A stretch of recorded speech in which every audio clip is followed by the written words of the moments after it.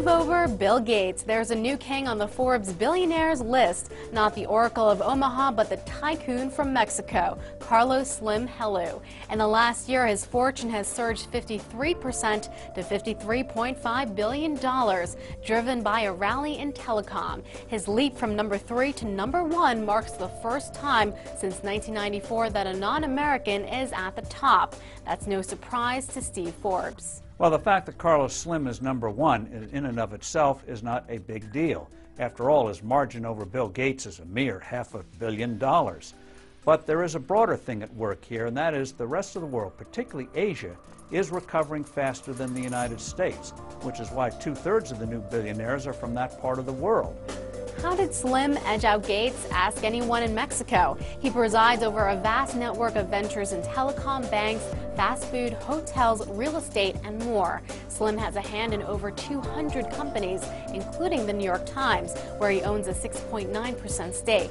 But the foundation of his wealth is in telecom, where he owns two giants, Telmex and América Móvil. Both stocks have roughly doubled since last March. With so much invested in Latin America, what is his outlook for the region? Slim told Forbes that the next decade will be critical. He says, in my opinion, Latin America is close to breaking the underdevelopment barrier of around $12,000 of income per capita. It seems to me that this should happen in the next 10 years.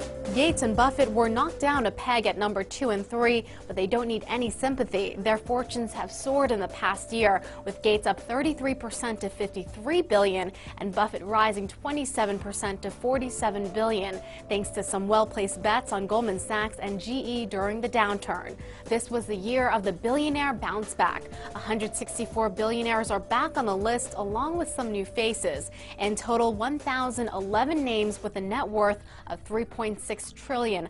Forbes editor Matt Miller says billionaires succeeded by riding the wave of the global recovery. The bold prediction is that more billionaires will be created in the next year, that we'll have about 1,200 next year, and that we won't see this huge dip down into 700-800 billionaires again. I think we'll see rise. And remember, that's good for everybody else. The more billionaires there are out in the world, the more the economy is growing, the more jobs are out there, the more wealth is being created for all of us, and so it's a good thing.